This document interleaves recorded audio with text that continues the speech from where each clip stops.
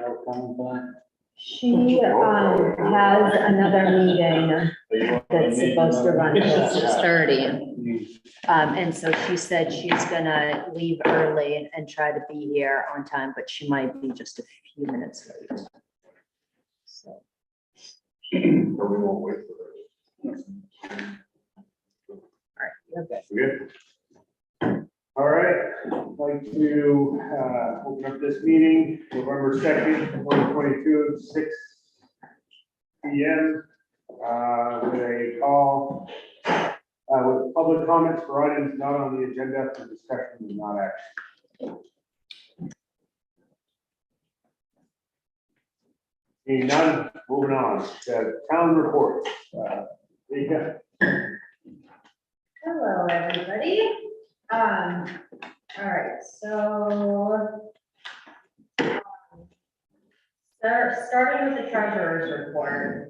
I did not do a treasurer's report for this meeting because the issue that existed last month is still ongoing. So our budget is entered into Trio. For some reason, it's posted at $11.5 million, and so it's throwing all the numbers off. And so when I print out the budget, it's not giving any accurate numbers. So it's making it really hard to do bank reconciliation because a lot of the information that we pull from Trio and then compare it to the bank statements. Every week I've been emailing them and hassling them, and they've uploaded data 3 or 4 times, but they said that it's taken a little longer. They're not quite sure why it did that. But just to kind of touch base on a couple of things that you would usually see, as far as revenue in the month of October, we took in a little over $5,000 in excise tax, which that's gone down a little bit, but that's expected.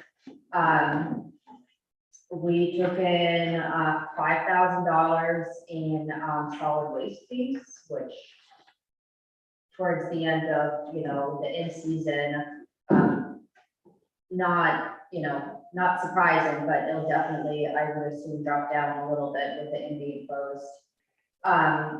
We have, so we're already at 75% in our anticipated revenue for what we've taken in since July, the solid waste piece.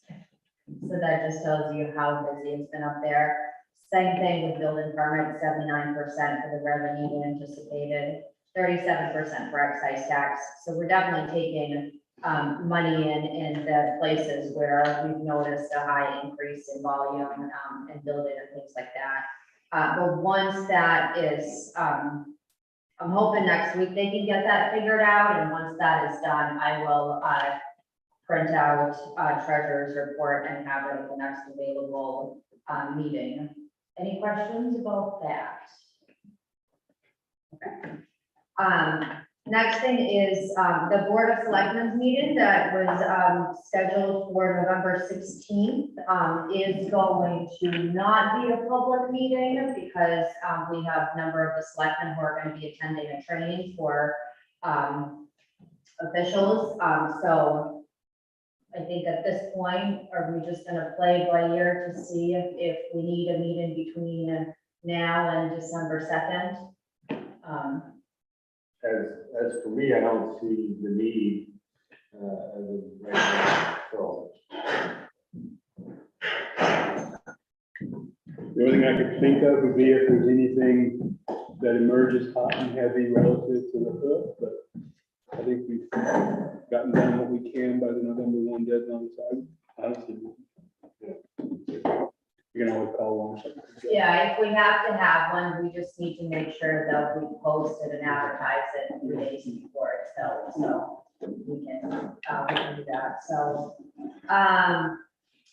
as most of you know by now, the town has received 2 appeals to go in front of Board of Adjustment Appeals. The first one is going to be taking place tomorrow here at 5 p.m. And then the second one, so this one will be on for a zoning permit for 107 Cottage Road. The other one was submitted by Justin and Courtney Dougherty.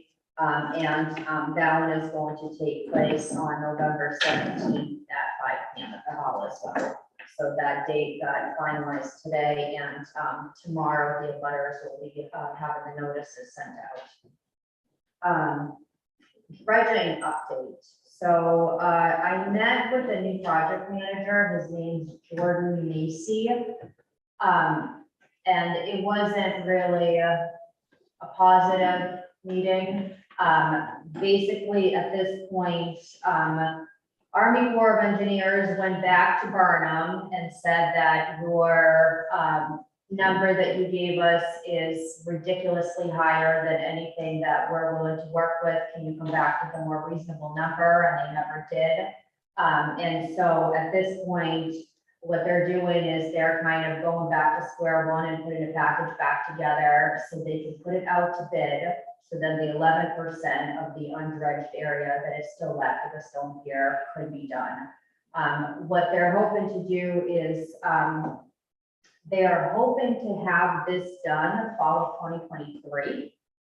So this spring, the idea is that they're hoping to get their package together to put out to bid and have it be one of the very first ones that goes out, because it's small, and hopes that, you know, a company, some companies, they say, like to take on smaller projects versus really larger ones. So if it's one of the first ones that go out to bid, they're hoping that it would be successful in having some bite to it, and then having things progress.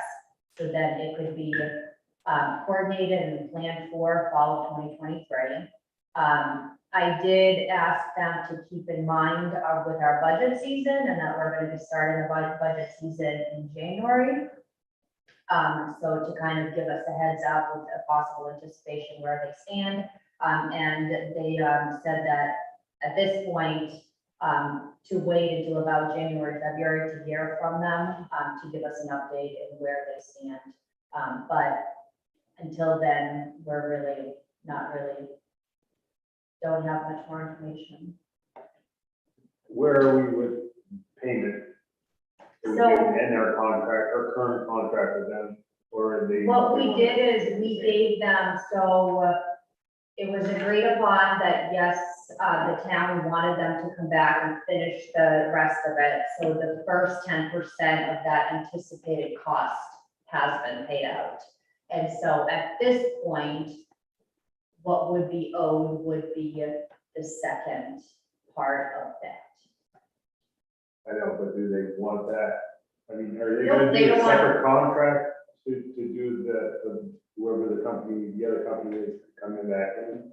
It would, yeah, it would basically be, they would be drafting up a whole new contract, because it very well possibly be that Burnham will submit an application for it again, but they don't know. So it would be a separate contract with whoever the company is, and they would just keep in mind that money that we had given them already to put towards that. So. So by giving them that 10%, we've maintained that long-term guarantee. Commitment that, yes, that the town is interested in completing that. And my second question, I can't think of how it would interfere, but doing it in the fall, would that have a negative impact on lobster catchers hauling their gear at the end of the year? I think there was clear access to the whole south wall and north wall of the stone pier, even while they were dredging, so they should still be able to haul their gear, right? Well, I think the only thing that it would interfere is for the fishermen that tie up to load and unload where the area is now closed, because that's the area that needs to be dredged. That was my question. So, I think it depends on when they would be coming. They said fall of 2023, that was really the best estimate that they could give at this point, so. Could be September, it could start. It could be November, November, could be yeah, November. it's just, there's no way of knowing.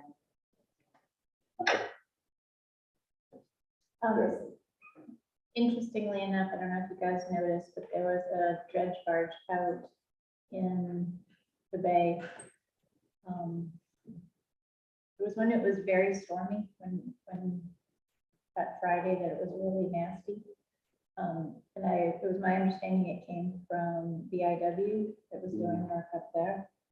And it would have been so nice to just go over and say, hey, do you guys want to just a really quick job? You know, it's not going to take you long. So, but what it made me think was, okay, there are other dredge companies out there. It's not just the ones that we Yes. had to Yeah. deal with. Yeah. So that's good. And that's what they, you know, when I talked to them, it was two gentlemen that I did a Zoom where they kind of just, you know, updated me on all the police details. And he said, there are companies out there and they're hopeful. They're trying to, the way that he stated it is, you know, they're trying to prioritize this project, but they really wanted to just kind of be done and over with. So they're trying to do whatever they can to see, you know, see it through and be complete. Because it's not going to be a big money-making project for some of the bigger companies, but for a smaller company that wants to pick up a couple little jobs, it could be perfect. So we'll see what happens. Okay.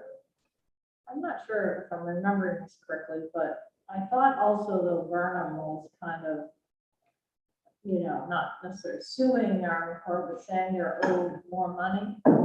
And Yeah. did he give you enough? So there's two things. One is what's the cost of the remaining barging project, but what about, because then I understood we would owe a portion of if they did kind of file suit against the Army Corps, then we would be partially responsible for that. Correct. So that's, I believe it's $810,000, I think if memory serves me right, that Burnham is going back and saying that they're owed because of lost work, because they couldn't complete the project due to weather and things like that. All of the reasons why they said they couldn't finish it.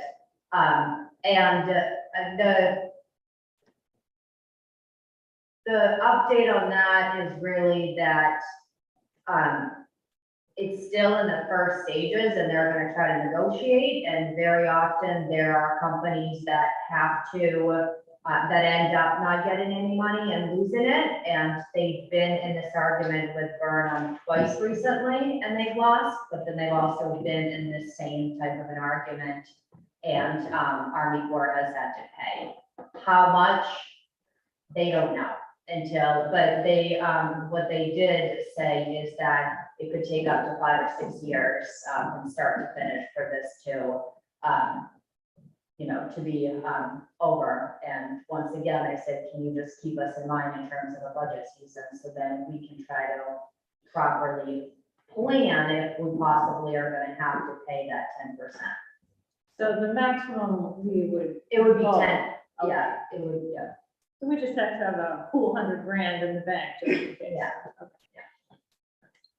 Hopefully a lot less, but. Any other updates on the dredging?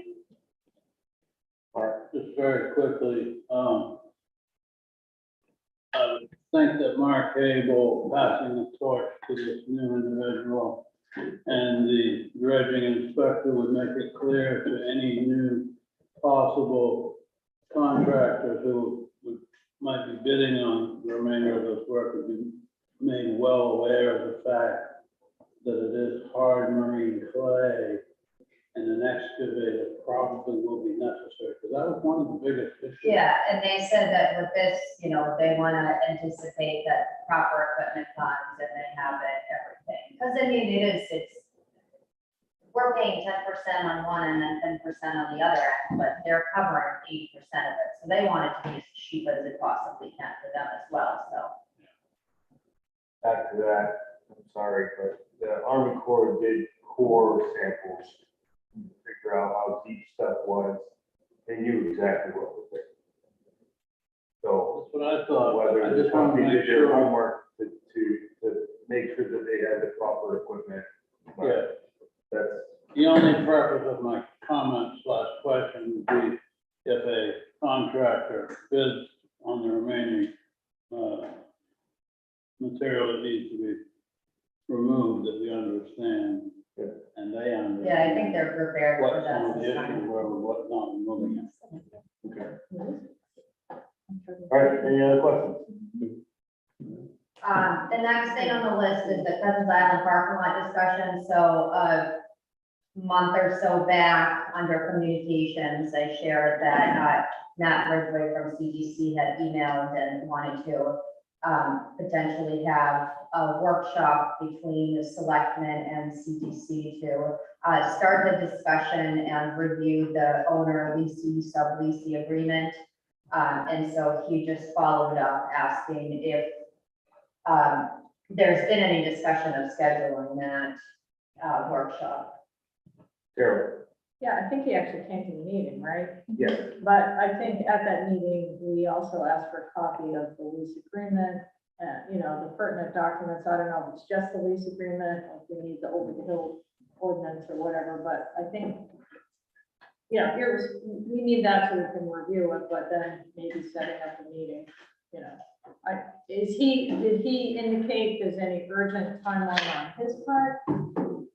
There is no indication that there is urgent timeline, but just trying to be Okay, thinking proactive about, So my suggestion would be to put it tentatively for the next meeting to do as what? as a Oh, workshop in the to- beginning of our meeting. I,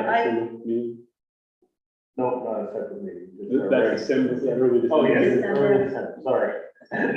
Sorry. yeah, as long as we can see the information before. Yeah, if it works out, unless there, you know, the meeting becomes Right, too if we're not- large, then we might have to Right. back out and make a separate meeting.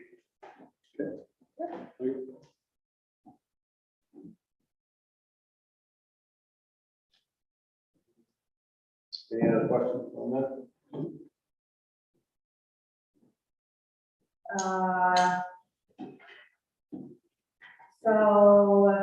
The last thing that I have a couple things that I'll share under communications, but the last thing that I have on this is basically a very brief broadband update. I did meet with Mark Willett a few weeks back, just to kind of sit down and talk to him, because I haven't really had a lot of time to speak with him about the project. They anticipate that if things are going smoothly at the end of next year, that the project would be complete. But right now, there is shortage of supply, which they did order some supplies ahead of time. But the thing that is anticipating a potential setback in the project is going to be the bond bank. Because the bond was supposed to be for $850,000, we were only able to receive in this round $250,000. We need to, you know, bond twice a year to try to get that money, if that is something that, you know, for them to be able to have that money complete the project. But we did finally receive a letter of credit from the bank, and then we do have the insurances set in place that are needed. So that puts them in a position to go to what they call make ready and start working with Consolidated and CMP on getting the poles worked on. Any questions? By end of next year, that means calendar year. That, yes. 2023, yeah.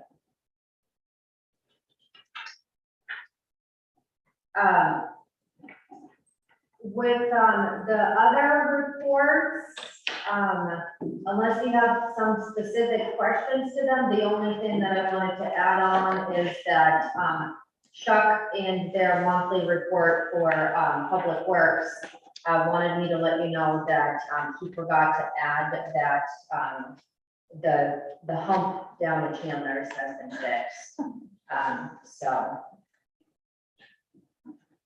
Yeah, I told him he did a good job, and he's like, yeah, it's settled quite a bit. Better than But, yeah, it's better. But he said there was nothing there, nothing significant, so he's thinking it was just the water that got into that crack, trying, healing it up. He didn't find any ledge at all. He didn't find any ledge or. I have something in the code enforcement officer's report. Okay. In paragraph 3, he recommends that the town increase the number of units available per year, referring to growth permits. He's mentioned that before. I think, I would not agree with that. I think it's a discussion for the planning board primarily, or the planning board and the board of selectmen together. Yeah, I'd rather at least respond to that. So what do you want to? Karen? Well, to follow up, I agree with Bob on that, and I guess, you know, we just submitted a grant to the state. Part of that grant, it includes, sort of a big groundwater study to look at sort of the carrying capacity, and so I think that could help inform that kind of decision-making. So I mean, I do think, I agree with Bob, it sort of should be in the purview of the planning board. I do think we have probably been remiss and not reviewed I mean, it sounds like in the ordinance, we should be reviewing the permit process to make sure it wants to stay in place. I will add that the town of Brunswick just enacted a moratorium on residential development because it was going so rapidly. So, I mean, I think my recommendation is we leave it in place for the moment. The planning board, amongst other things, can maybe review along with the selectmen, you know, where we want to go with that, but I do think we're going to be gathering more information in the next year or so that could be valuable in terms of, you know, deciding whether we should keep that in place or modify it.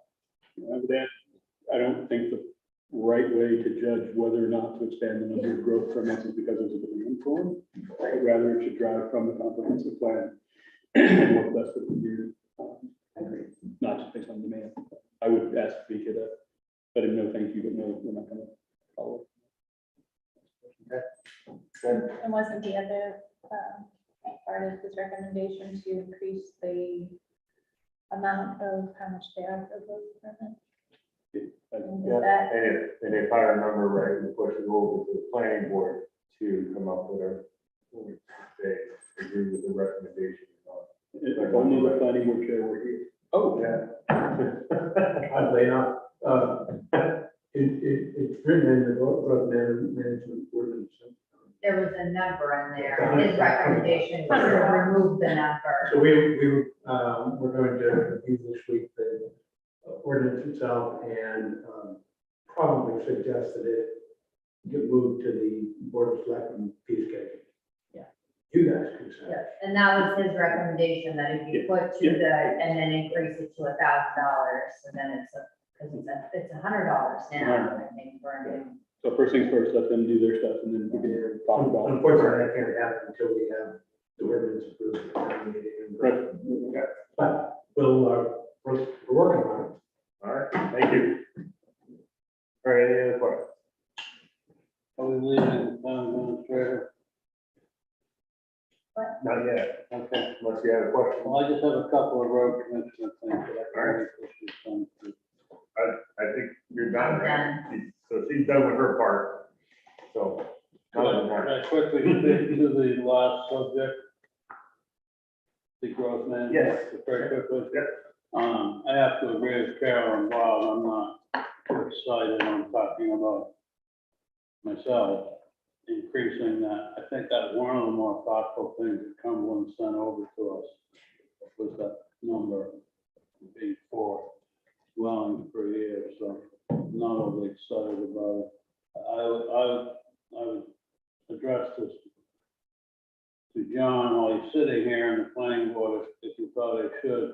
I think the definition of temporary probably needs to have some thought put into it, because I've noticed that there's some temporary structures being allowed in the community, which sort of looks to me like, and I've said this to Jim Butler directly, so I'm not talking behind his back or another line, I don't believe. It looks to me like some of the temporary things being allowed may cause problems and may have caused some problems with some people getting riled up about things on the island. Just what I've heard, what I've seen, what I've taken in, so. So Mark, you're referring to the word temporary in different places in the zoning ordinance? Is that what you're talking about? Or? Temporary structures being allowed to be placed on lots because people don't qualify for growth permits. specifically what I'm talking about. Gotcha. And, you know, I'm not trying to make a big problem out of one that may not exist, but I've taken some comments and I've noticed some things that look a little out of line.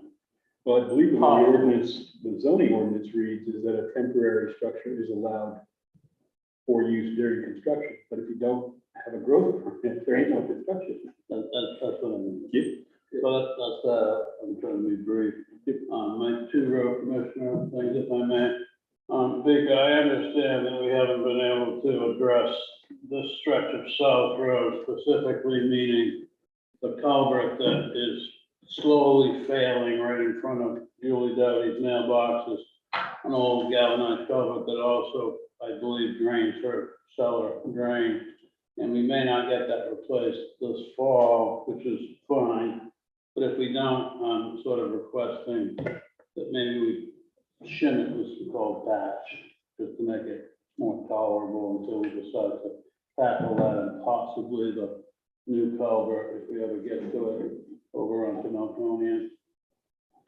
And then get a surveyor here. I've contacted surveyors. The one good thing is I was able to recently collect some surveys in other areas. And then Mike Robinson just had his land survey, which could be the ticket that we need to start on the easement agreements. Gene So- Robinson, I'm sorry? Gene Robinson? No, Mike Robinson. Oh, the land minister. Yeah, yeah. Quick question, Mark, about the cellar drain. I mean, would that be our responsibility to replace that cellar drain? Not to replace the drain pipe itself onto her property, but the culvert is failing under the road. I believe the drain just sticks into it a little bit, so that when you dig it up, if we dig it up, we may have to just pack a tiny piece of her pipe. I'm just wondering if is that our responsibility? Is that her drain for her house? It doesn't serve the town. Well, the culvert's under our road. My point is, if we're going to fix that road in the future, we shouldn't leave a rotten pipe under there, no matter who put it there, and why they put it there. It's under our road. So you want the town to fix it? That's where you're at. What, I'm fine with it. I just wanted I clarification. believe a culvert under a public way is the responsibility of the town to replace. But not going onto someone's property. Yes, but it's not being used as a culvert. I'm not trying to fail you. I just want to get right. I don't care who does it.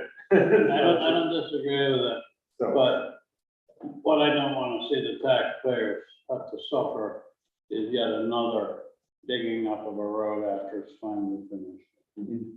no, I agree. Okay?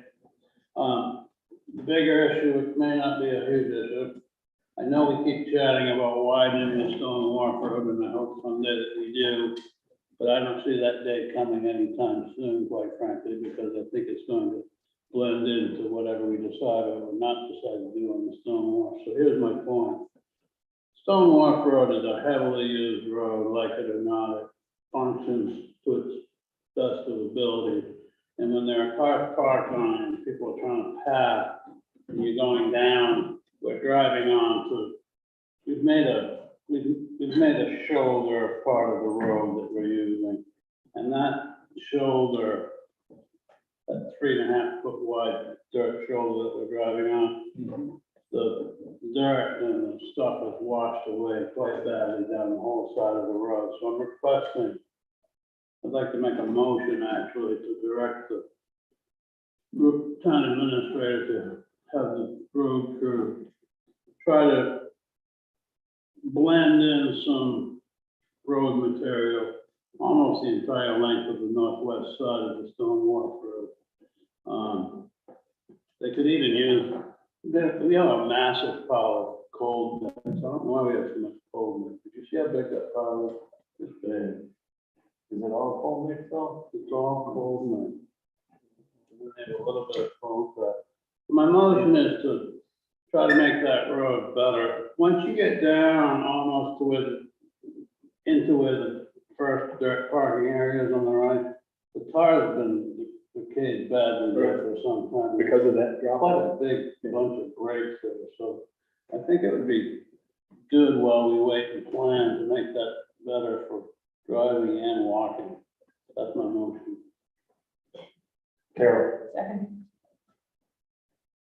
any comments? Can you just rephrase the motion and just give the rest of the sentence?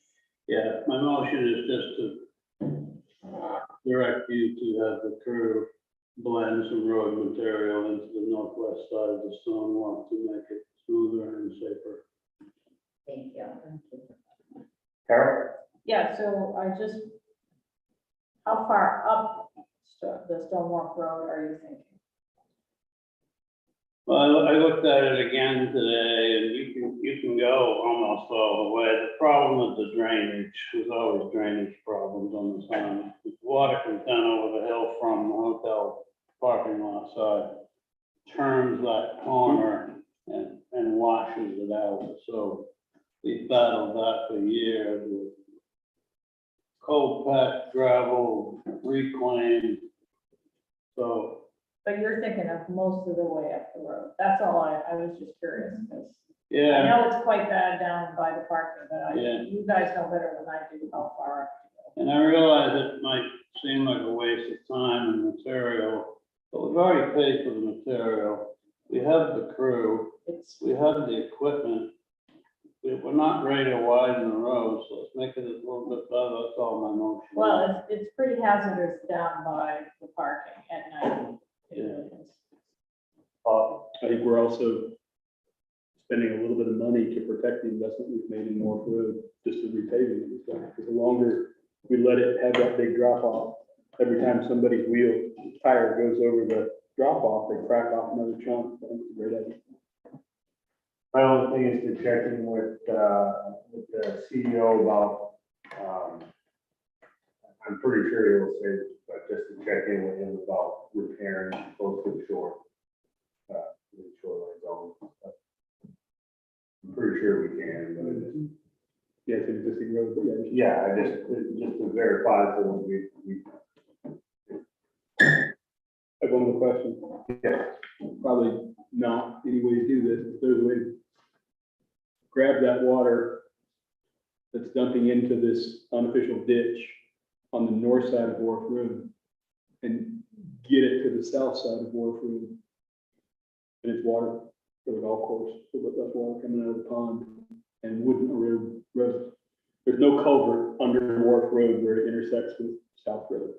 If there was, part of that flow that Mark was describing would no longer go down the north side of North Road. But the only way to put a culvert in there would be to cut a big ditch through Wharf Road. You know, There's a power line there somewhere. That's why the stop sign's back so far. no. I still don't know why that stuff. I marked the power several times. But if I may, later on, if we decide to widen the Stone Walk Road, we might be able to look at a series of smaller, less intrusive pipes. That's the thing about some of that is maintenance, after we get the right road maintained. Okay, any other comments? No. I just got a comment for you, Mark. The cellar drain underneath for Julie. We need to vote. Oh, I'm sorry, I forgot the motion. Sorry. All in favor? All right, sorry about that. So the cellar drain, do you want to give a time frame? No, because it's already November 4th, and even though it's gonna be 70 degrees through this weekend, it can just flip quickly, so I don't know that we're going to get that replaced before winter. That's why I gave her the option of talking to the crew and saying, if we're not gonna replace it, can we just shim it and make a better plan later on along with the other costs that we felt. Okay. Okay, You want to give them a little time frame for sharing? Thanksgiving. All right, thank you. All any other questions for the town administrator? Do we have an idea of when the floats will come out? Yes. They're usually, they usually go out, I think typically the first week in December.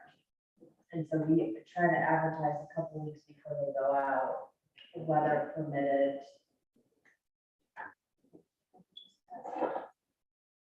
Sorry. All good? All right. Any other questions? Moving on to regular business. 22-097, consider and act on the fiscal year 2024 budget schedule. Bob, did you check the dates on this? Thank you for that, by the way. I did. I did, and they are bomber. All right. So is there any comments, recommendations, anything? We did do Make a motion. it. Move to approve the 20223, 2024 fiscal year 24 budget schedule as printed.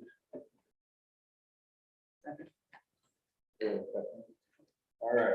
Any discussion? Just to follow up on the joint meeting with the school, I'd like to suggest that any board of selectmen members that have ideas of the most productive, standard, fruitful, usual ways of running that meeting, pass that information along to all of us and invite the school committee to do the same thing. My goal is to not have that meeting, have anyone leave that meeting like we did last time, feeling like something wasn't handled the way that they're comfortable with or used to. It needs to be not long and arduous, in my opinion. I just want to make sure that I don't hear some of the comments that I heard last time, because that made me feel badly, and it wasn't the intention at all. Bob? Maybe I'm bringing this up. Did we discuss at the last time we talked about the schedule, the concept of more than one meeting with the school committee, as in a preliminary meeting in which there's a review and any questions that come up can then be answered and finalized at the second meeting? It would seem to be a way to avoid conflict. I mean, we don't, as far as board of selectmen, we really don't have control over their budget. We questioned, why this increased ridiculous amount, but we don't really have any. The voters. So, All right. Well, I think Mark's point is well taken. yeah. I mean, if that's something you guys want to try to do, well, we can. I mean, it's not. The other thing would be to make sure we have enough time in advance of the meeting to ask any questions of either the town administrator or the school committee in advance of this meeting, so that they have a chance to get answers before we get into the meeting. Yeah, I think I probably handled it more like a workshop and probably maybe you shouldn't have. I don't know.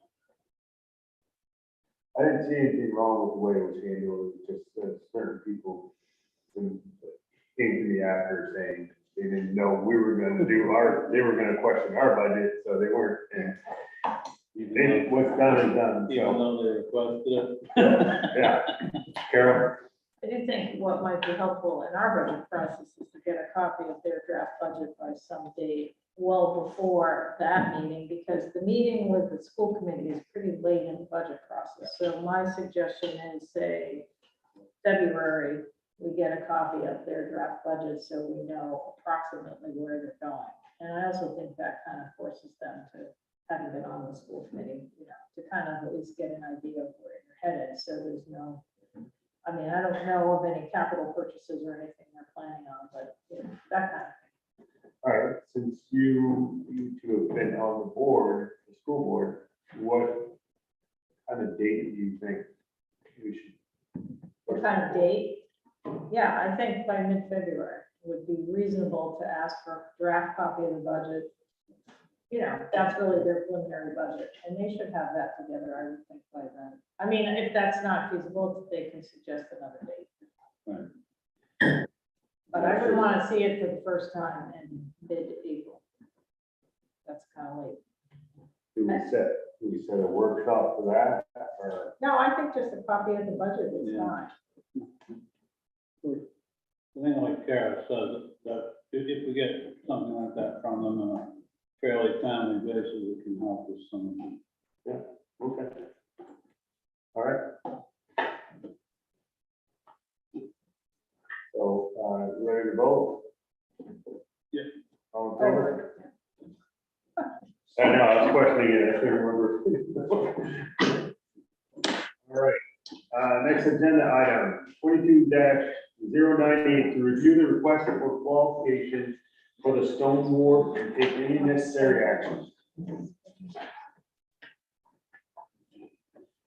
So, yes, Carol. So I just wanted to explain, I was the one who kind of raised the flag before, thinking that we might want to have a little more specificity in the RFQ. So I tried to incorporate, fortunately, Vika sent me some previous RFQs and RFPs that we've sent out, and I looked at some that other communities have sent and tried to take what I thought were the best portions. The primary thing being that we were a little more specific about the scope, and I sort of, and I prioritize the coastal modeling because that's the first step. The way it was written into the RFQ was quite vague. And, you know, the whole scope was pretty vague in the one that we had originally. So that was really the goal, plus a little bit more about, you know, I incorporated some of the things that Eric Dyer had in a previous RFQ, that we have the right to refuse. You know, we don't have to take any of them if we don't like them. And then also you can request a meeting or an interview or whatever, so that we have kind of a lot of latitude on what we do, and then, you know, what the review criteria are, which was a slight, I tweaked that a little bit from what Wright Pierce had. So I tried to give us more control and flexibility even on the RFQ, but also in fairness to the consultants that might submit, a little better idea of what they're submitting on. And I know that Wright Pierce's vision was this particular consultant gets selected for the complete project through completion. I think that's great if it works out that way, but I think what we're really talking about is the portion that we have funding for. And I don't want to mislead a consultant by thinking that we're going to carry them through. We don't know what it's going to cost.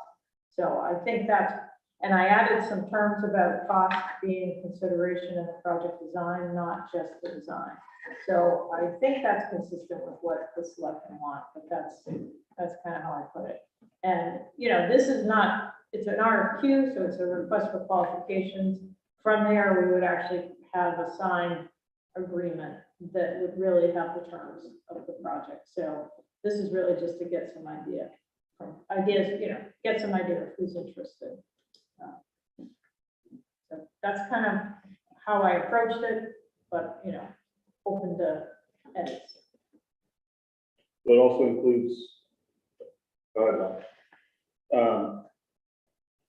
did you include anything about what their rates are?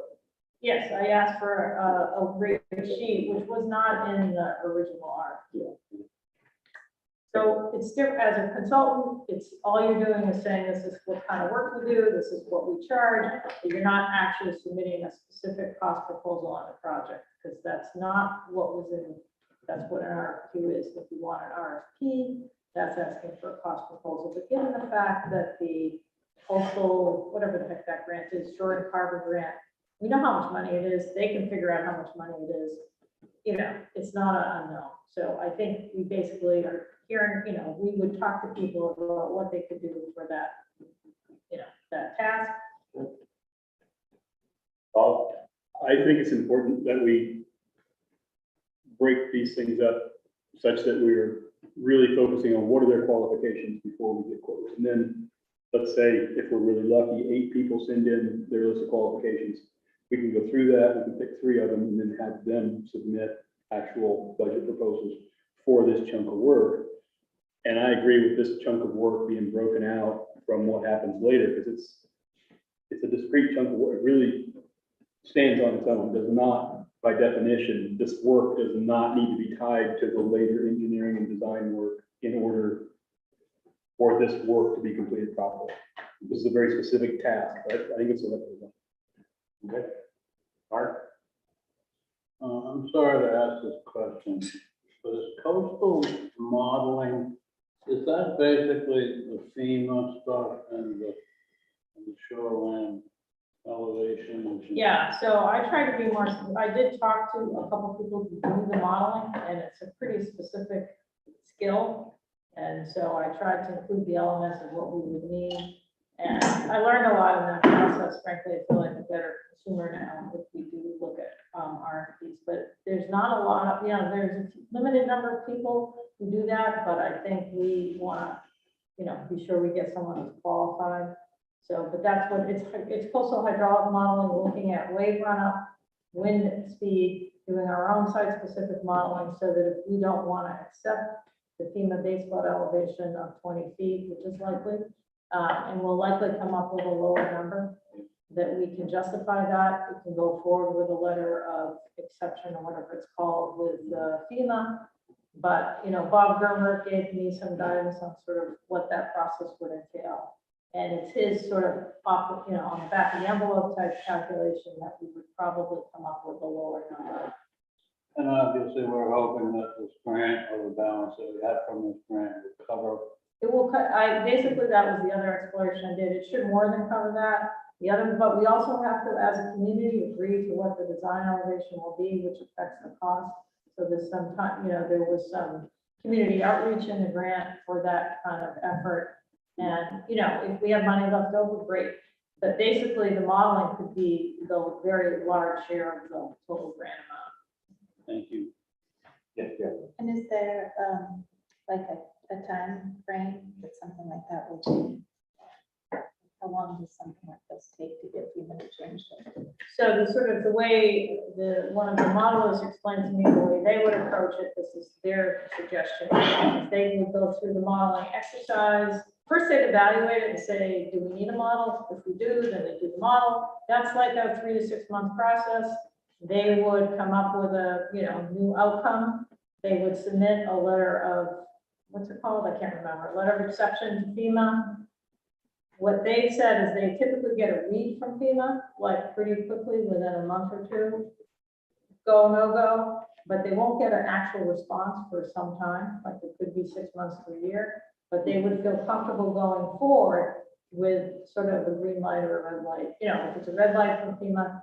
I will also tell you, when I talk to DOT, they're like, some towns are just ignoring the base flood elevation for a pier because it's not a residential structure.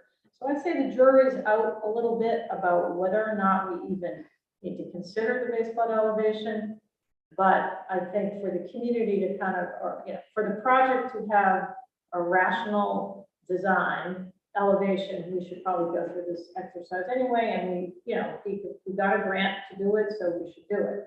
But as far as the technicality of whether we have to follow FEMA's guidance, I think that's up for question. He said that the DOT projects are not all requiring that they meet the base flood elevation. But I thought if we didn't go with FEMA's recommendation, that we're putting the stone pier at risk, that if something catastrophic should happen to the stone pier, that we're not gonna get federal help. That's not what the DOT guy said, but either way, I think we should go through the study. And what I'm saying is that if FEMA came back and said, no, we don't agree with you, it doesn't mean we have to go to 20 feet. I think that's really, and I think even FEMA would agree a more site-specific study would be more valuable. So I think that's a decision down the line. But it could, doing the exercise will put us in a better position to receive funding, grant funding. That's the reality. That was one of the biggest reasons why this was pushed, is because if we are doing this, then it shows that the community is taking flood and, all of the everything into consideration in terms of the full design. So that ultimately puts us in a better position for having more available grants. Yeah. And one little subtlety to be aware of is when I talk with the modeler, they do all this modeling to come up with what the storm surge, base flood elevation, so that's if we have a hurricane or something. So then they would also take the sea level rise projection and say whatever, 2 feet, they'll do different scenarios, 1 foot, 3 feet, 5 feet, whatever. But they'll actually include that in the modeling, so they'll actually model that increase, which is not the same as just, you know, kind of arithmetically adding it on, so it might come out with slightly different, but more accurate, numbers for the actual effect right at the stone pier. So that's the other advantage, that even for sea level rise, we should get a little bit better picture, because the kind of model we have, or the information we have now is just a bathtub kind of model. It's you know, it's very simplified. So this will be a more, you know, a more fine-grained and more potentially accurate number, based on the bathymetry right around, based on the wind direction, wave runoff. And that kind of thing. All right, you have no questions? All right, any other questions? All right, would there be a motion? Jen, So I make a motion that we accept the request for qualifications that Carol's put together to send out to prospective teams, engineering teams, I'm sorry, I didn't hear that. Perspective. engineering teams. Second. second by Bob. All right, any other questions, comments? Comments from anybody? Rita? In here, it says that you want the responses for the RFQ to be due by November 28th. If you think that's too Is soon, that, that might be too soon, let's, I don't know. I think we need to give people enough time. There's a holiday. I think that we should circulate it for at least a month. Okay. The holidays coming up and stuff like that.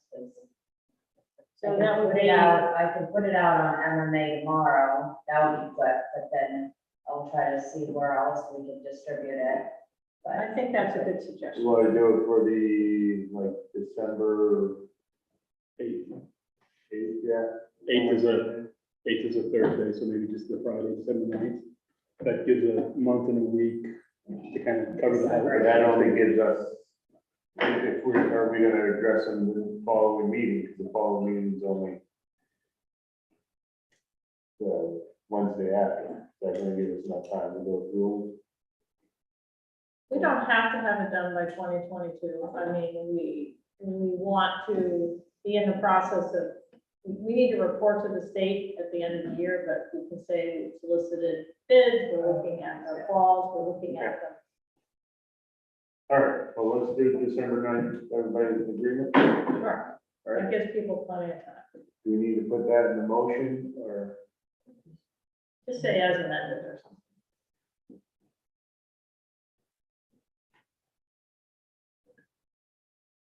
Are you okay with that, Bob? All right, all in favor?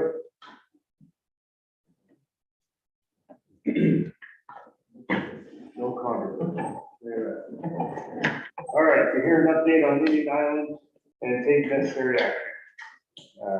Sorry, agenda item 22-099. Bob, you want to do this, or? Sure. All right.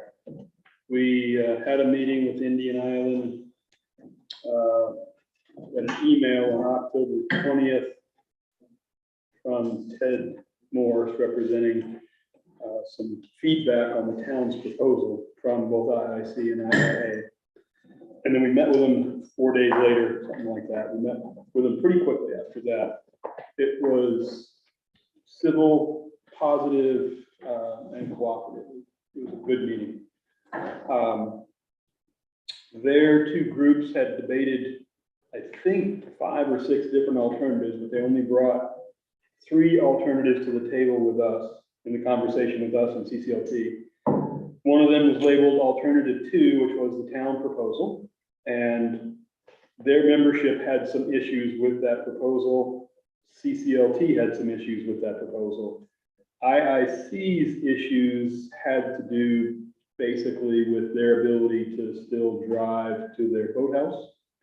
And CCLT's issue had to do with the fact that to go from 5 parking spaces to 10 the way we had proposed. And just a reminder, we proposed that so that there'd be space there for them to park little dune buggy-like vehicles, so they could park their car and then drive to the boathouse on a dune buggy instead of a regular car, because the road wasn't gonna be maintained. They didn't like that idea. CCLT didn't like that idea because going from anything other than 5 parking spaces would require a renegotiation of the agreement, which has to go all the way up to the Attorney General, they said. So they came back with an alternative labeled Alternative 5, which takes the town proposal and the Indian Island people left the 10-space parking in it, but they took it from the current road stopping at the boundary of the CBRS that we had proposed with a 3-point turnaround approach. They created Sorry, the Coastal Barrier Resource System designation area. They proposed turning that road into a loop by looping back around up into the brush area. And the upper half of that loop would then have a spur off of it where they would create their own new road further away from the mostly defunct seawalls, so that they still had access. So their proposal would be that the road that we proposed stops at that barrier of the Coastal Barrier Resource System become a loop instead of a spur. And that from the end of that loop, they would set up a new road on their own going into their boathouse. In order to make that happen, the Land Trust has proposed that money be spent on a wetlands analysis and a viewshed analysis. And they brought a quote to the meeting, they sent to us before the meeting. And that quote for wetland delineation was $1,870. And it would only exist in zone 1 and zone 2. So about $935 per zone. And the visual assessment was $1,030. So the total of those two items would be $2,900. Correctly, yeah, $2,900. And we said we would come back to this board and talk about what portion of that the town would or would not be willing to spend for that wetlands analysis that would allow this discussion to keep moving forward. There are two basic sets of information that we need to move forward. One is the wetlands analysis, and the other is the survey information that we hope we're now getting from Barney that I believe comes up later on the agenda. Bo and I talked briefly about possibly the town suggesting that of that $2,900, that the town pay a third, Indian Island pay a third, and the Land Trust pay a third, which would be $966.67 per party. I'll stop there, Bo. Yeah, for some reason I thought it was more than that. I thought it was 39. There was another 1,050 in it, Yeah. but that was for plan review. That was a plan review of work that they plan to do in zone 2 and zone 3 that has nothing to do with the town. Okay. And that, they, on one of their charts, actually refer to it as private shoring, and I'm pretty sure they're talking to Barney about doing some hopefully appropriate approaches to wetland preservation, dune preservation. That would be, because it's in the CBRS, that would be subject to huge permitting conversations, but that's all on them, and that 1,050 is on them. So the conversation was really good, like Bob said. Pretty much I asked if we're all in agreement that we concentrate on zone 1, that the town is not gonna be entertaining anything further down, and they're okay with that. So basically, we're gonna concentrate on if we can do a parking there, if we can do that turnaround in there. We also told them that we didn't go much into details as who's paying for what. So they have a big teardrop there, so we didn't entertain, we just want to find out what can we do. So I think this is a cheap way of finding what exactly we can do down there. So, yes, Karen. Zone one, though, what is, I guess I don't remember, what's zone one Zone one is basically the the existing road. to the edge of this? It stops at the edge of the CBRS, yes. And zone two is basically from there to, where we have the beach access. The prior beach access. Current, yeah. well, or It is, still current, and then zone three is from there to their boat. I see on the map now. And so is this wetland study in just zone one? Zone one and two. And it wasn't done as part of the previous work by No. Barney's group? Correct. As far as we know, zone one wasn't done by Barney. I think we're gonna find that zone one wasn't even surveyed by Barney, but Right. you might have touched on it. We'll see when we see that data. if we see that data. Yeah, okay. That's So- our- Oh, So basically, you're asking us to consider, expending $1,000 to see what's possible. Is that accurate? Yeah, I would actually amend it a little bit. And go out on a limb here. I think CCLT might take the position that they are there to protect the easement, not to spend money. And they might say, this should be the town in Indian Island spending money. Historically, the agreement that the town has been part of was between the town and Indian Island. So I would like for the select board to authorize us to spend half of that $2,900 So and $1,500. shoot 4,000 and save $500. Yeah, so you're asking us to consider spending up to $1,500 to see what the possibilities are next for parking and road access. Does that make sense? Bill? is that a motion? That's a motion. That's a good. I need that restated. I would move that the town spend $1,500. No, I'm sorry, that the town spend up to $1,500, but hopefully no more than 1,000, to get the wetlands analysis and view shed analysis that we need in order to move forward on the counter proposal that has come back from Indian Island Association, focused on what they've labeled alternative Alternative, 5. I'm still not understanding that word. Alternative. Fine. Alternative 5. Alternative. I'll second the amendment, but is it being expended out of the Indian Island Reserve Fund? Well, that would be my question, is this Indian Island Reserve that you would want this out of? Yes, Yeah. Okay. Then I'll second the motion. Okay, Should it come from the Indian Island Reserve? yes. Yes. Few things. One is, early on in this discussion, I checked with the attorney to see at what point does it have to go to town meeting? So as the agreement is written right now, it's very specific in terms of the road length and that it goes down and the 5 parking spaces are in front of that access. So those parking spaces being moved, all that's still gonna have to go. So I don't know what they mean by it needed to go to the governor or whatever you stated, but any changes will have to go to town meeting. Yes, I know that. Right now, we're trying to find out if we can actually do what we're proposing. And that's all we're trying to do. After that, then we can fine tune, go back and look at our agreement with Indian Island.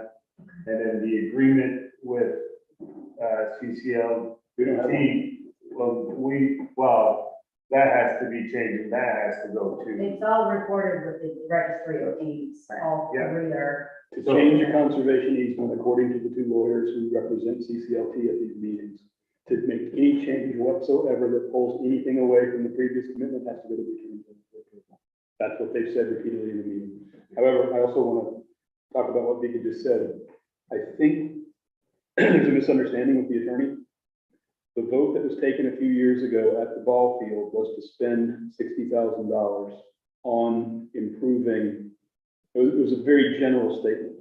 The very specific proposal about this has to be done here in this fashion, in this location, was the secret referendum that did not pass. No, what I'm talking about is the recorded agreement through the registry of deeds is very specific about what is the town easement.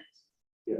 That's what I'm referring to, We're not not- any of the Gotcha, votes. town. okay, gotcha, The yeah. easement is very specific, how wide the road is, where it goes down, where the access is, and where the parking spots are. So I will say, me and Bob are pretty much, and actually IIC too, is pretty well making sure that we're not going, we're not promising, we're not Yeah. even Well, and that's talking what, as about. long as that was understanding Yeah. for the parties in the discussion, that, you know, even if there's relocation of those 5 parking spots, if they're moving anywhere outside of where that existing current access is, that I hope all That would have to be understood town that meeting, it's gonna have to be approved by, you know, town meeting, not the 3 parties agreeing on it, so Absolutely. that's what I want. So it's gonna be a long lengthy thing because we're gonna do the paperwork and get the agreements together. It's gotta go to their lawyer, it's gotta go to our lawyer, then it's gotta go to,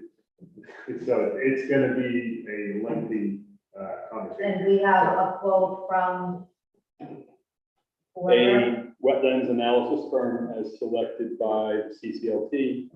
And I spoke with them about breaking out the costs, and they were very cooperative in doing that. Offered to give them a ride when they came up to do it. Their cost will remain the same as long as they can do all the work in one visit. If we break it up in such fashion, if they need more than one visit, the cost will go up.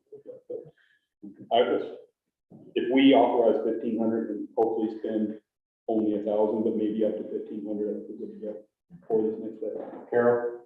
So just 2 questions. One who would these contractors be contracting with? The town or the Indian Island group?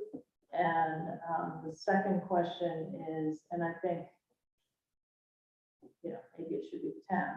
And the second question is, if for some reason, you know, I think that's an ambitious proposal. I'm willing to entertain it in terms of this loop road, but will this information be useful for evaluating, say, our original proposal? I mean, Yes. does- Yes. Right, okay, so it's good money spent, but I think we should decide, you know, who's gonna contract, and I just think so it's clear, because if we're just contributing and not contracting, it's different than if we're, you know. And I don't know if you guys talked about that. I don't remember. I don't think we did. No. But I would will. suggest we be, you know, we entertain those contracts, it'd be easier with the selectmen, it's 5 of us as opposed to 65 or whatever it is for Indian Island. Yes, no. I believe it was proposed by CCLT, and I think they're expecting them to be the contractor. I would let them do it. Okay, I guess we can talk to them. We'll arrange another meeting and then we'll see where we go. Yeah, I mean, I think if they're not, they're not paying for it, I would recommend the town just hire them, just to be clean and clear. That's what happened with Barney, is the town hired, did the contract, and then Indian Island was responsible to cover half the cost. And I would keep that arrangement. So if they're willing to do that arrangement, we'll go into it. It's probably a reasonable request, and it's probably makes some sense for us. And I think it's also good practice as a municipality Correct. to have a contract with the company that we're using taxpayers' reserve money to Okay, pay for Agreed. services. any other questions? So I can't remember, did we vote already? We did a motion, we didn't vote yet, but I had a comment, so, Jen? So I was just curious because it looks like, in your, for our proposal, the access point down to the shore was moved, and, their alternate 5, it's now, it's, So our proposal was not that we move the access point. Our proposal was we add an additional access point. okay, The current access point is still there, but is gradually eroding. And our proposal was that by going through the new access point, A, people would not have to walk as far to get onto the dam. B, they wouldn't be walking across the coastal barrier resource system. And C, they would be walking across ledge as opposed to over a sand bank, and therefore they'd be creating less erosion. CCLT made the point, we cannot abandon the current access point without going to the Attorney General. But they were, at the second meeting, much more willing to entertain the second access point. They actually went out of their way to compliment the concept of the second access point. Where is it on? This is the second one. It says What they told us was that That's also where the access it's easier to add one to this, take one away. So. You're right, but that's where it is. Well, that sounds easy. I would offer an amendment to my motion. Okay. That the contract with Firefly Consulting, Dragonfly Consulting, thank you. Mosquito Consulting. Dragonfly Consulting be between the town and Dragonfly, following the approach that we used with the original work with Barney Baker, and that each CCLT and Indian Island, the two companies, pay a third of the 29.50. I thought we were split. So we're splitting it 3 ways. We hope we're splitting it 3 ways. We will settle for 2 ways if we have to. We'll figure it out. So I'm fine with the amendment. Okay. The amount is still up to 1,500. From us, yes. We'll work to rephrase that, and then Bob will approve it at the next meeting. All right, so the only issue, unless is there another question before I go to this? All right. So the only other question is a motion that was made August 10th, 2022, meeting, motion by Bob, that we move forward option 3, which was closed current agreement, some more brainstorming of options and visions for a possible future agreement. So, after striking the first 3 words, which is closed current agreement, and that we meet as a group, 2 members from the select board, 2 members from the Indian Islands, 2 members from land trust, to find a solution that meets as many goals of the 3 parties as possible. So we've done that part. And that we complete this brainstorm workshop by November 1st, 2022. We've done that. With a memo of understanding signed by the 6 members that each party would take the agreement back to their respective organization as soon as possible for ratification, at which point we could then move forward with actual solutions. We have not done that. But by this November 1st notation referred to the first part of what you read, I think, and the rest of it is as soon as possible. So, and that if we don't reach that agreement by November 1st, 2022, we will revert to option 2, second by Carol. Okay, so So I want to make sure that that we're doing right by the motion. That's all. and So if you guys are okay with it, I am, but I think in that motion, we were basically saying we would have an agreement by November 1st. So I suggest, we make a motion that we extend the timeline. I mean, I think we were trying to be specific about when it's completed. And I don't know if we want to just say, I think it's going to take a while, so I'm not sure we want to put a time frame on it. so the reason I brought this up is during the meeting I did ask. So are we all set with concentrating on zone 1? The town responsibility, just basically either a parking or a turnaround, whatever we're doing as far as a solution would be basically in zone 1. And we're all in agreement with that. And then, so we didn't have anything in writing, but Yeah, that's, no, I that's think, where we're at. I think we need to stay out of the coastal barrier resource. We should not go any further, and not go into the coastal barrier resource. I think that's the key. So I'm good. I'm do good. we extend it? Do we change the motion or, extend that motion or what? I think we should vote on the motion that we have on the table now, which is basically to authorize the money out of the appropriate account. Get that done. I don't really feel myself that there's a need for a formal motion. I think we just need to acknowledge by consensus, we may not have met our time goal, we need more time. Just not doing me. Everybody in agreement? All right, any other comments? Board? I think it's great. That's my comment. Okay, any comments from the public? Sounds good to me. All right. All set? All in favor? All right. Next item. 22-100 to discuss the proposed climate action team and take any necessary action. I'll hand this off to Carol. So, at the last meeting, I said we need to form a group to work, on this climate resiliency project. So we joined the climate resiliency partnership. We passed what do we call it?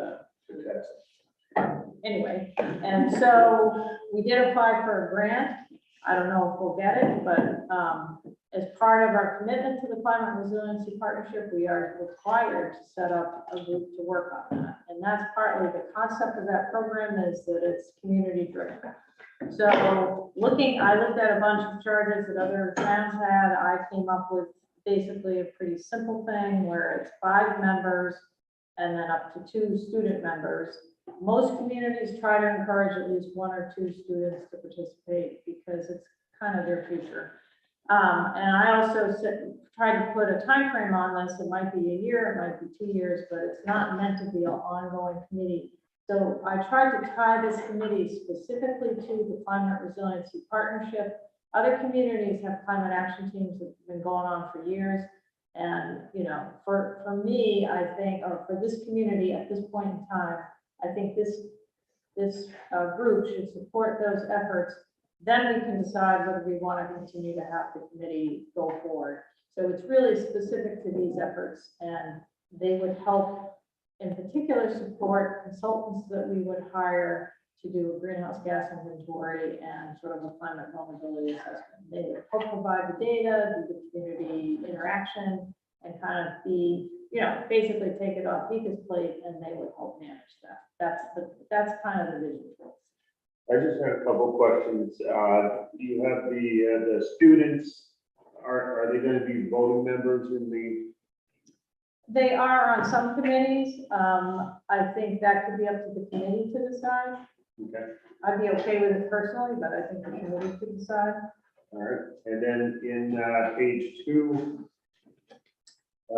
number 6, CRP grant is not awarded to Shebig in 2022. The CAT will prepare a grant application for the next grant deadline expected to occur in March 2023.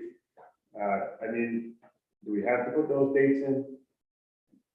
Well, I was Put, trying, in other words, for the next deadline, just because yep, we could take if we don't have the committee by then, Well, that's So- kind of, yeah, I would explain that to anybody interested in the committee that, if we aren't successful, guess what? You're next in line and it's March 2023. So but I think it doesn't have to be in the charge. So the reason I'm asking is because you have it in the beginning for 12 to 24 months. And so there might be more grants, but now you're limiting yourself to the March 23. Unless I misread it, but No, I mean, Applying for the grant. applying for the grant. yes. But if you just wrote, the CAT will prepare a grant application for the next grant deadline, That's fine, that's it. that's fine. That way it doesn't limit you to just the March one, Oh, right. Because I didn't see it anywhere else that would say Yep. for any grants available, Right. That's all. Yep. Just a small one. Question, and you probably already thought about this, but we're kind of off cycle relative to Island Fellow. Is there any way that an intern position through the Island Institute might be able to help with this team? They don't have interns, but we could consider using community resiliency grant funds for a fellow, and we could consider submitting a grant in the spring to support that. So that's what a lot of communities are hiring staff for this grant, so they're hiring actual, like Freeport and Yarmouth are splitting in person. So it's something we can talk about. I mean, that's something the committee could look at, and I think it might be worth considering. But I think, it's closing in on Christmas already, as far as I'm concerned. I think just getting this going is as good as we can go for. We'll know, I don't know when we're gonna know about the grant. I heard a couple of weeks ago, like I said at the last meeting, just an email saying we received a lot of applications. Sorry for the delay in getting back to you, and nothing since. All right, Bob. I would move that we move forward with the ad hoc climate action team as described in this memo dated November 22 as amended in tonight's meeting. I second it. Any other comments?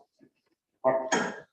So in the membership, you're suggesting that there could be up to 7 or 8? Well, basically, I feel as though, the way somebody with the board of selectmen, could be me or the town administrator, should probably be there because they're kind of connected to this project, but up to 5 members, but it could be less. And then a couple students, which I don't know how much continuity there would be with students. But yeah, up to 5, I'm thinking of up to 5 community members with additional students. It could be less. I had it 3, but I just felt 3 wasn't enough. Yeah, probably is. And we would, if this is passed tonight, we will start immediately advertising. Yep. Thank you. And I just have a question about that process. When you advertise for a committee, do you tell people what the charge is in the advertisement or put it up there? Or how do people know what they're looking for? Yeah, kind of where my price is. We advertise on the website, just kind of the title, so, planning board member, whatnot. And then people often will come in and they'll either ask for an application or they'll ask more specific questions about what does this committee do? What does it involve? And they usually, on occasion, I've shown them something like this, or refer them to an ordinance or something like that. So it really varies from person to person. Seems like when they make an application, they should know what the charge of the committee is, because really, it might be different, especially the climate action team. People could have all kinds of ideas what that is. So maybe if they're gonna submit an application, we should give them a charge at the same time. Yeah, and we can, when we advertise for it, we can just attach this with the advertisement on the good. website, so then they see it. It might not be as fun as they think it's gonna be, or as free. Well, thank you for your work on that. We'll see. That's good. Any other questions, comments? We need to vote. Oh. Yeah, I just asked anything, or anything. I do it once and you. All right, all in favor? All right, moving on. 22-101, to hear an estimate on the topographic survey of Bennett Cove Road from Owen Haskell Incorporated and take any necessary action. I heard back from him. He's not an easy guy to get a hold of. But after a few emails and a phone call, he did provide me with an email that I received yesterday afternoon. So the original cost to do the survey was going to be between $4,000 and $5,000. A motion was made for up to $5,000 to cover that. He said for an additional $2,000, he would do the survey of the gravel portion of the road. This will include the land within at least 30 feet from the center of the gravel road. and enlarged area around the current barge landing site. Any ditches or major slopes in the area that might affect the design of the road improvements will also be surveyed. It makes sense to do this survey at the time, as the boundary survey. If they're not done at the same time, the cost could be higher in the future, so. Bob, is that then saying that we've authorized 5,000, but the cost of this amended approach would be 7,000? So if you want to move forward with doing the topographic survey, then I would need a motion authorizing an expenditure of up to $2,000. I mean, I would recommend 2,500 just to give it a cushion in case if it goes up a little bit. So then that way I can let them know that, yes, you know, they're interested in doing that in addition to just regular. Carol, But his topographic survey estimate is the same. He's just saying we should pick up these other things while we're out there. Do I understand that correctly? So the regular survey was 5. Right. Yeah, so it's $7,000 in total would be his estimate. Bob, Move that we expend $2,500 to expand the survey of Bennett Cove Road as described. Right? out of order. Coastal access, I can't remember. That's the same account we used Yeah, last time. okay, from the coastal access. Okay. All right. Mark? Second, a quick question, if I may. How much do we have left in that fund? The only point of my question is, we still have a request to coastal water to start looking at the coastal access point, whether they'll be able to finish that for. So as it sits right now, the coastal access fund has $12,618 in it. Thank you. So minus 7,000. 1 second. We'll still have. Okay. Any other questions? Jen? So the topographical addition is to help with, like, you would need that for drainage. What makes it special and why do we have to have an additional?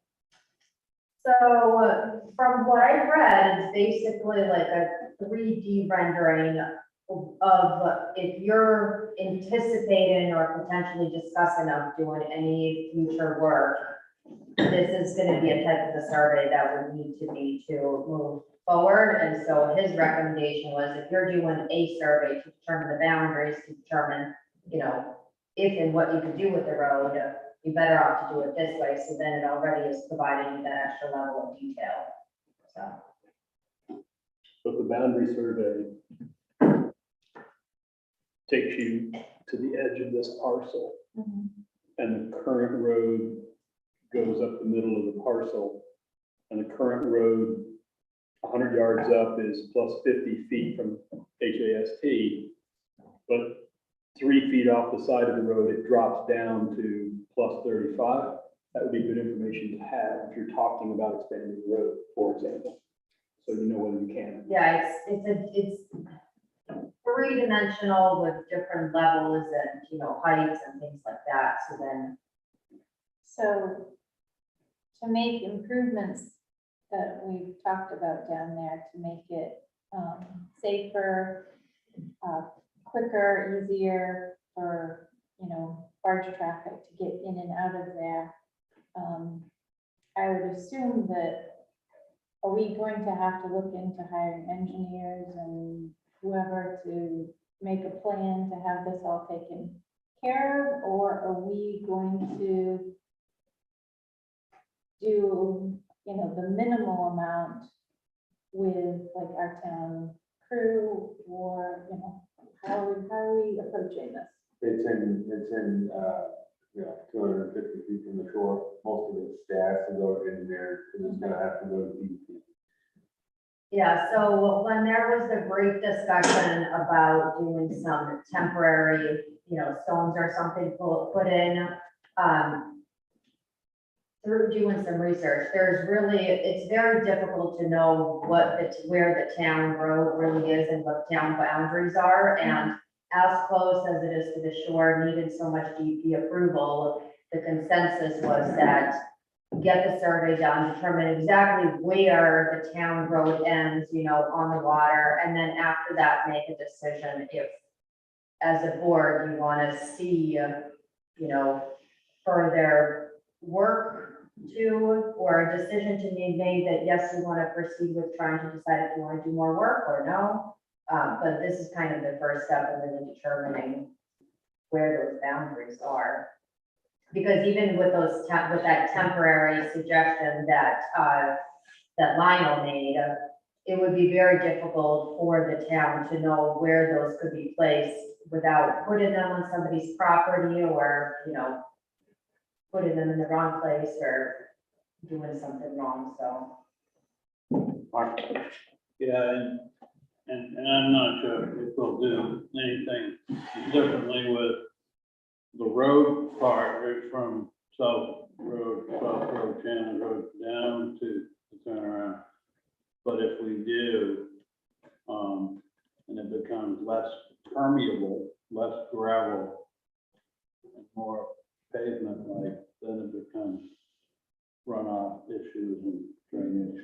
Which is something that the road is experiencing now, and I talked to Chuck about it to see what kind of work could be done to really smooth it out, make it so it's less of a runoff, and at this point, they can keep putting, not near the shore, but on the actual road, they can keep putting gravel and trying to, smooth it out, but then, the second rains, it's just washing it off, so I think that this is a really good first step to really determine what there is for property and what there is to work with, and then even if it's doing some more of an investment to repair to the existing road as it sits, because some work does need to be done to that road, but it's obviously a difficult discussion, so I think knowing those exact boundary lines is really important before proceeding with anything. And his goal is to get this done by the end of the year, so hoping in the next, month or two, we could have that.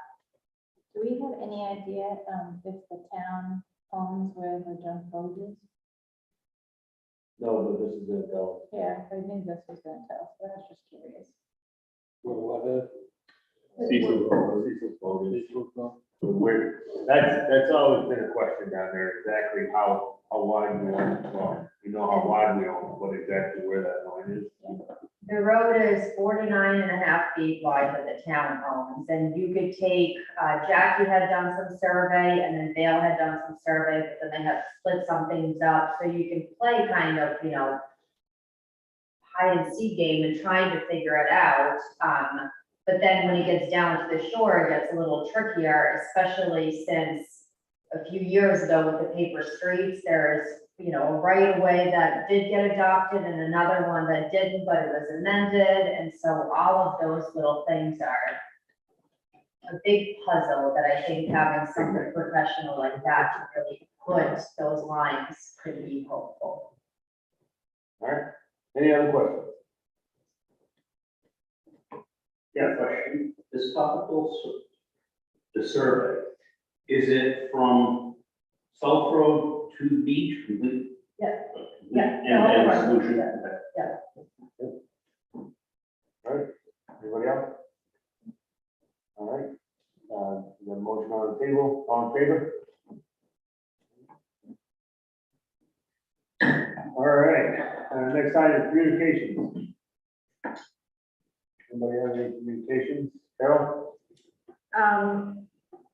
So in the last meeting, I agreed to do the well portion of the landfill monitoring plan, and so in communicating with the main DEP, they requested that I speak to the selectmen again about sampling the monitoring wells at the landfill for PFAS. And in light of the fact that we have PFAS in the school well and the rec center well in particular. So I tried to unravel sort of the history of there was a request made in March. The reality is, so they're out, the DEP right now is sampling landfills for PFAS. They will pay for the analysis and the sampling even. So what they're trying to do is piggyback on regular monitoring programs and have those crews collect the samples and then they'll pay for the analysis. The system is that the town would pay for it and then they would get reimbursed. So the guy I've been dealing with is Matt Young, and right now we only sample one monitoring well and one homeowner well, or that's what's planned for 2022. But they might suggest picking up a couple more homeowner wells, but it's basically a screening to see if we have any perfluorinated compounds in the landfill, landfill discharge. And in particular, they're concerned, though I don't think it's necessarily related to, the fact that we have wells down the road that are contaminated. Which, the last meeting, we hired Sewer Mahar to do the landfill monitoring. Great. Wouldn't that be under their purview? No, well, I mean, they can collect it. So the question is, do we want, apparently the town was sent a letter in March of 2022. And I can read the whole letter, but basically it said, does the town want to, collect samples for PFAS and get reimbursed? We know you have a consultant who does regular sampling, and, that would be a great time to collect the sample. And I don't know, Vika, if you know what the history is. I looked through my emails and there was, like you said, that their understanding was that I said no to them. Right. I couldn't I couldn't find anything. So I asked him to So- send that to me. So the VP was under the impression that the town had said no, but then when he looked, he couldn't find it, and apparently VP can't find it. So the bottom line is, my recommendation, to cut to the chase, is that we have, CD Mahar collect those samples when they're out, they're gonna be out in the next few weeks, collecting samples from the landfill. And that, we would have to pay for them initially, but we will get reimbursed, and I'm not sure that option will be out there forever. And it may be that landfills will be required to add PFAS at our own cost. So I think there's our opportunity to get it paid for. And if there's nothing there, we probably will not have to sample for it again. All right, I don't think Sewer Mahar is gonna do their monitoring like right off. They told me in the next week or two. Oh, really? Yeah. They said that it was gonna be done by the end of October. Right. So I just talked to them. They're willing to collect the samples. They just need to know whether they should get the bottles. And they would bill the town, which would include this PFAS analysis, then we would pass that on to the DEP. So the reason I'm asking is because it's gonna be some expenditure of money for that, which we need to make a motion for, and we're in communication with them. So, Yeah, we would have to amend our motion where we agreed to the CB Mahar. It was CB Mahar who actually communicated to DEP. That's the only email I found. but still, that would be, It's not on the agenda. it's not on the agenda itself, it's not an agenda item. Okay. So that's why I'm having issue. Okay. Can we put it on a future agenda? We don't have a meeting if we don't have a meeting on the 16th, that would be a little late. Can we put it on a future agenda with the understanding that the town administrator should move forward and we'll vote it later? You want to? Not quite sure on that detail. Mark? So is your issue mostly that this is not on the agenda for transparency and you're prepared to spend town funds without having something advertised? Correct. That's your Yes. concern. But it seems like little risk to the taxpayer because it's reimbursable. So myself, I'm willing to take that risk for the safety of this testing.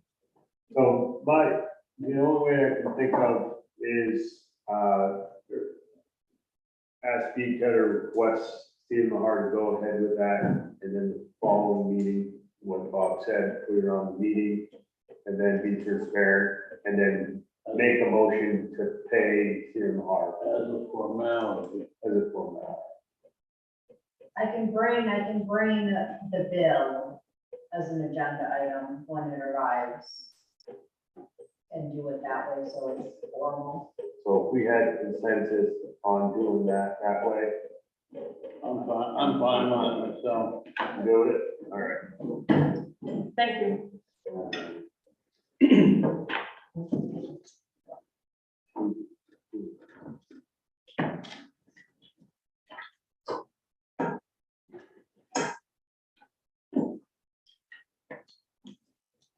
All right, any other communications? I did get a communication from Natalie. Natalie Springell, but I didn't have a chance to read it. So, she's the one that, with Dan Morris and stuff, that, for the agriculture, agriculture. So we'll talk about, I'll put on the next meeting agenda.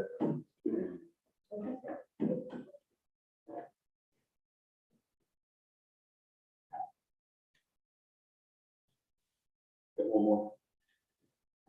All right. Yes, So Bob and myself and Vika met with the joint standing committee with Yarmouth last night. And had a nice meet and greet kind of meeting, discussed, not in depth about things that we need to get into nitty gritty. As far as Cousins Island Wharf, and we told them about our future projects with the Stone Pier. Everything from the neighborhood of Cousins Island, Harmony Hill, and Hoagie Shore, parking, CTC parking lot, Lantern lot, improvements, and anything else we kind of remember. The 8-foot ramp and the extension of floats.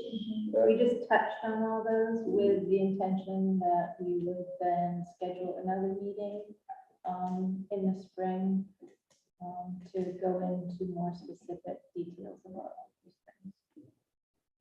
I would add, they were, specifically Nat, was cautiously and unofficially encouraging regarding the 80-foot ramp, and even said, if I were you, I would propose adding more floats than you were discussing earlier, and adding some finger floats, and design it in such a way that you have room for a water taxi to land there at the same time that the CTC boat is landing there, so that your water taxi isn't defaulting to, or other boats from the island are not defaulting to the Cousins boat. And he was just encouraging on that. He was encouraging on the concept of improvements at the Cousins lot, as long as they were improvements from both sides viewpoint. He mentioned that at one point years ago, he was asked about cutting some trees. The response from Yarmouth was, please don't do that. And we cut them anyway. I'm not sure who we was, but we cut them anyway. And he said, that's understand. And the other thing that he talked about was, he asked if we might be interested in partnering with them on a grant called a PACT grant, and it's a transportation grant. Specifically, they want Yarmouth to apply for one. We should be, as a partner, our participation would not require money or time. We would simply be a co-sponsor of the grant, and the grant would be aimed at improvements to Wharf Road, as yet to be defined, but including things like a pedestrian pathway, even a sidewalk on the side of Wharf Road, something to recognize that bicycles come down there a lot, that kind of thing. And we didn't commit to it, but we smiled and said, that sounds like a great idea. We would love to talk about that. So mostly just talking about future agenda items and meeting went really well. And we got pizza. The three of us. No, We did not. I was gonna say, the one time I met with us, no. Anyway, all right, thank you. Anybody else? No, can I just, make one comment? Thank you for that. That's encouraging. At least there's some discussion going on. If the discussions get more detailed and they start heading towards a design over there, I would just like to make sure that we double check. Barney Baker said at one point there was a structural assessment done of the existing wharf that was built in 1980 or something. I would want to make sure of that and get a report on that, as well as any elevation concerns. Thank you. Anybody else? So one is, I have been in contact with Barney Baker. I heard from him first thing this morning. Saying that he was gonna get the report to me by the end of the day. I didn't get it, but I'm hopeful we'll have it soon. So that's one. And then the other two, are just kind of unexpected projects that landed in the town office. So I got an email from a DHHS auditor requesting a photocopy of every single invoice and vendor that we paid through the Keep Maine Healthy grant, which is the grant that we received when COVID hit. So there's like a 9-month period time frame where we were buying masks and all those things. So we, Tim started on a big chunk of that, in the last couple of days, pulling out, digging out 2020 bills and compiling and making sure we find everything. So that's one thing that's kind of occupied our time in the office a little bit. And the other one, even more so, communication from DEP. Because we're a licensed transfer station, we're required to submit annually a transfer station report, letting them know how much garbage leaves the island in terms of tons, how many fridges, how many microwaves, everything. They don't have anything from us from 2019, 2020, 2021, and soon to be 2022. So I have started pulling out things from 2019 and trying to figure out exactly how many tons of trash left this island and all of those details. So those are just some communications that I've received that are side little projects that are definitely taking up some office time. So they're requesting the past years also? It's something that is required to be done annually. They haven't received one from us since 2018, so they want, right now they're looking for 2020 and 2021. When I get those to them, they'd like me to go back and do the 2019, and then hopefully by then I'll be ready to do the 2022. Harold? So how is that information tracked and compiled? Is the transfer station the tenant responsible, the town? So, and that's something that I'm trying to figure out. I looked at previous ones that Marjorie had done to make things a little bit more difficult. They've switched in terms of what they're asking for and how they're asking for, so I can't take her reports and kind of compare. And so I emailed our, Eco Maine and all of the different places where everyone goes to see if they can provide me with a report. They also want this based on a calendar year, not a fiscal year. So there's only so much that I could pull out through our Trio system. So I'm hoping that they can provide me with something. If not, then it's not something that Gail can track. It's when we receive the bill on those bills, it's, X amount of tons, you pay for it. So hopefully these companies can provide me with something. If not, then it's going back to, you know, EcoMaine vendor file and going through every single bill and, figuring out exactly how much it is, so. Anybody wants a project? So Triano can't help with the municipal solid waste tonnage charge? I have not heard from them. Okay. Um, I know. No, actually, no, I'm sorry, I heard from Triano, they're just transport our stuff. So Oh, as far as what's actually collected, it's they don't. EcoMaine. Yeah, so EcoMaine, and then there's two other ones that, we send things to, so they're the ones that, hopefully have some It records. started the town with Casella and then switched to. All right, do you have a sense as to whether you have to include the hazardous waste days, I think as well? Can you talk about I that? have some general information that needs to go in about hazardous waste, and that luckily I know where to get that report, and Chuck's writes down, exactly, so that I'm less worried about. It's how many tons of trash we removed. in 2019. All right. Anything else? All right, moving on. To approve minutes from October 19, 2022. There a second? Second. All right, any questions, comments? No, except, could we just change it to select board meeting minutes instead of board of selectmen? Just saying. I'll make that change. Fine with that. The only thing I have is the executive session, motion by Bob Dyer, Mark Dyer, and then, seconded by Mark Dyer. Busy man. I was in a hurry.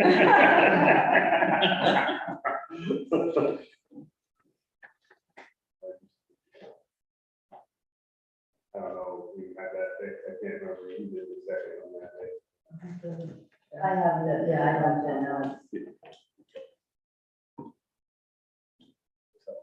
Do we need to amend our motion to approve, to include amending the minutes?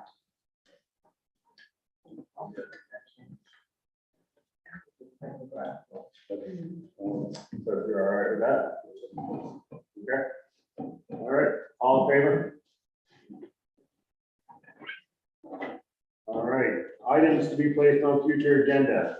So we got I just wrote out the pack grant, this to keep it in. CDC workshop, CV Mahar, and then Natalie from the aquaculture. So, anything else? What's that? Aquaculture. Main Sea grant. Yeah, thank you.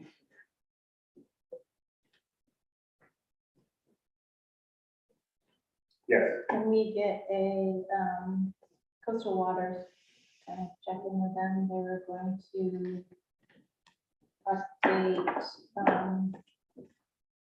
the harbor master. Oh,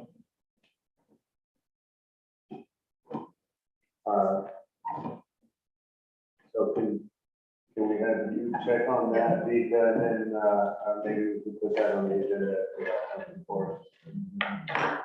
All right, anything else? facilities committee. Do we have something? Not yet. Well, okay. Facility committee, Well, we're thinking this is gonna be December, so this is a month away, so. Yeah. so we'll put it on there. Carol? That is a question I have. Say something comes up between now and December, do we like email you and ask you to put it on the agenda, or suggest you put it on the agenda? Is Yeah, that the process? either me or Vika. Okay, And then, through the grapevine, I hear, okay. I just wasn't sure what the Yes, process was. no, that's fine. Either one of us, and then we either communicate. I will say they've been doing doing a good job. I haven't really, I just look it over, and most of the time it's just wording or something. It hasn't been anything actually. Well, doing this at the end of every meeting is Yeah. helpful, because then less surprises. So basically, yeah, I've gone to the office a few times and be like, we don't have anything on that. Or she goes, we don't have anything on that. So we're like, okay, I'll keep it on the list, but move it down. So, all right, anything else? Bob? Motion to adjourn. All right. Before we do that, could I ask one question Yeah, about another committee that you were on? And I think you were on, and that's the solid waste committee. yeah. Did that dissolve? Did that committee dissolve? What's the status of that group? I don't think we ever changed the charge. No, the charge wasn't changed, and I have that on a list of future discussions to bring back to the selectmen to decide what the committee's next.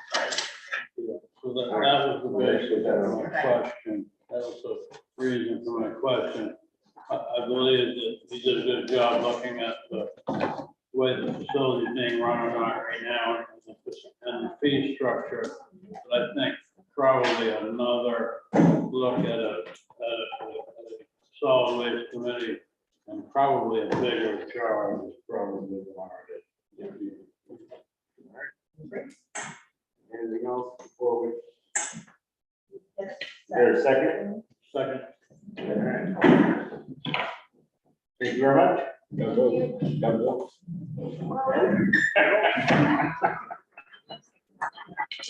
I know now.